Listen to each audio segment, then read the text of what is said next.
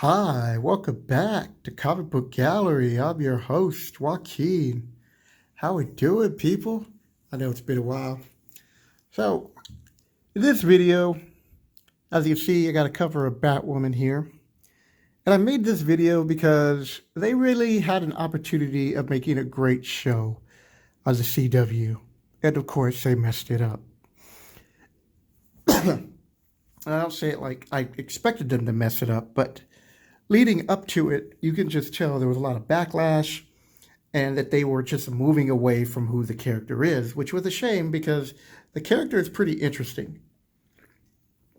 And all they had to do, and this even goes back to the movies, is there are some really good comic book stories, and all you have to do is just follow them. Take, for example, The Infinity Gauntlet.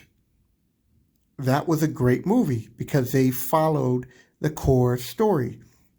You just tweak a little bit, take out what you don't like, but you stay true to the story. What they got wrong big time with Batwoman was replacing Batman. And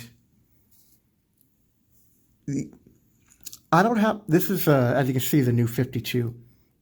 So Batwoman is a lesbian, which you don't even have to really even like harp on. You could just, she just happens, you just introduce her girlfriend and they're talking like a couple would, and you show them kissing and that's it, So in the new 52, they kind of start going over her background a little bit. And right away you get into some action scenes. And now they introduce her girlfriend, who's a detective. I know it's been a while since I've read this book. So there is a murder, and they decide to go investigate it. Meanwhile, we are starting to introduce, some of the other villains. And you slowly start bringing in a background. That's what you do in the first one. You have some things, she's investigating crime, and you just give little bits of her background throughout the series. Not all at once, just a little bit. Every episode, something interesting and new about her. And this is how you introduce why Batman is not there at the moment. So she comes onto this crime scene, and Batman's like, I can't do the Batman, but it's like, no footprints. I can't do that. I can't do that low voice. Sorry. Only left by the Gotham PD, but this is my crime scene now. And Batman's like, I'm not here to take it back, but we do need to talk. I have a proposition for you. And that's how they end issue 1. Issue 2 is they go into where Batman and her have a conversation about him wanting her to be part of his little group, because he's got Nightwing and Batgirl and a few other people, Robin, and she pretty much turns him down. That's how you set up why Batwoman is different from Batman, and that Batman is not going to be part of the series, and explains what she's doing, because Gotham is a big city. Batman can't be everywhere. So these are other crimes that are being solved by her. That's all you had to do. She has her own thing. She makes her own equipment. She, can be helped out every now and then by Batman indirectly behind the scenes where you don't have to have anything. But overall, it's her series. And she's telling him, more importantly, to back out. This is my story. And that would have been great. The other part that I thought that would be cool is they could have introduced the Huntress. So in the crime scene, in the second series, you could have the Huntress involved because she's always trying to avenge her family and go after gangsters. So these two paths could cross. And typically they would have them fight at first or maybe fight. But either way, you could have her in the first season with Batwoman taking down like Black Skull or any other mob boss that they want to do.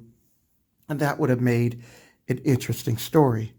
But no, they couldn't do it. Couldn't go that simple route. It just had to go down this road of Batman abandons the city. I'm his cousin, and I now control the. Oh, I have access to all Batman's wealth and all his equipment, and you didn't need to go that way. I mean, she's a really interesting character, and she had a chance to make it big on the mainstream, and they blew it. It's not to say that they can't go back and improve it, because they can if they ever do a seasons 2, or down the road maybe DC wants to introduce her into the movies. But most likely, because of this and the problems that DC has been having, you will not probably see Batwoman on the big screen for a long time, if at all. I mean, you're going to see Batgirl before you ever see Batwoman, which is a shame, because I do like the character. I thought she was interesting, and I really got into her was during the New 52, which, for all the problems people like to complain about the New 52, the New 52 did its job in the sense of grabbing new people to start back with these characters that you normally wouldn't read or be interested in reading, like Batwoman, like the Huntress, and even Aquaman. You know, before the Aquaman movie was a big hit, before he was introduced in Justice League, he was considered a joke. I mean, you know, even though he's got all these cool powers, they made a joke about him. And in fact, in the comic book, they even talk about him being referred to as somewhat of a joke for PR. Now, the comic book for Aquaman, that was great. A great reboot. I really enjoyed it. I enjoyed Batman, and I also enjoyed Detective. I thought those were cool runs at the beginning. Batwoman, same thing. I wish they just wouldn't have stopped at 52 and just let this be the reboot and not go, psych, we told you it was 52. No, you thought it was like for like 52 brand new books or whatever.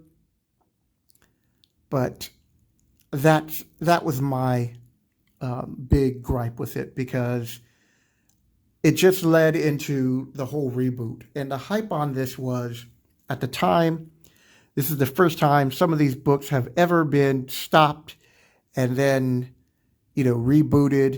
And then it turns out a lot of them, because they didn't want to piss off the fans at that point, or some of them, they just continued the story. It was just really weird what they were doing with this. And I wish they would have just stuck to their guns and just said, look, it's a reboot, and just start with everyone's origins again, like they did with Aquaman. And they could have had an opportunity to do a really good job with retelling stories for brand new people. But they didn't go that route. So just like Batwoman, an opportunity that is wasted, and poor Batwoman is a casualty of poor executive decisions. So if you agree with me, leave a comment below. If you disagree with me, leave a comment below. I'd love to hear from you. Hit the like and subscribe button. And like I said, already leave a comment below. What did you like about Batwoman? Did you read New 52? I haven't even watched the CW. I wasn't even going to watch the show. It just looked like from the previews that it wasn't going to be good. Have you watched the show? Was there anything that you liked about it? You know, I know everybody's just trashing it, but is there any redeeming qualities to that show? I'd like to know. Leave a comment below. What do you think of my premise for my story of how they should have put Batwoman, introducing Batman, showing how Batwoman is independent and doesn't need Batman, and including Huntress in the first season as someone who is helping Batwoman as they take down the mob? Because Batwoman is also a detective, and I believe she has a military background. So she goes after mostly low-level villains. Like, I can't remember offhand if she crosses paths with all of Batman's major foes, but it wouldn't be it's not like it would be surprising or I'd be shocked like, oh, she normally wouldn't be fighting these, but she can handle herself and she kicks ass, people. So I'm going to leave it on that. Batwoman, she kicks ass. Sorry, my throat's a little dry. Yeah, we're going to end it on Batwoman, she kicks ass, and take care, people.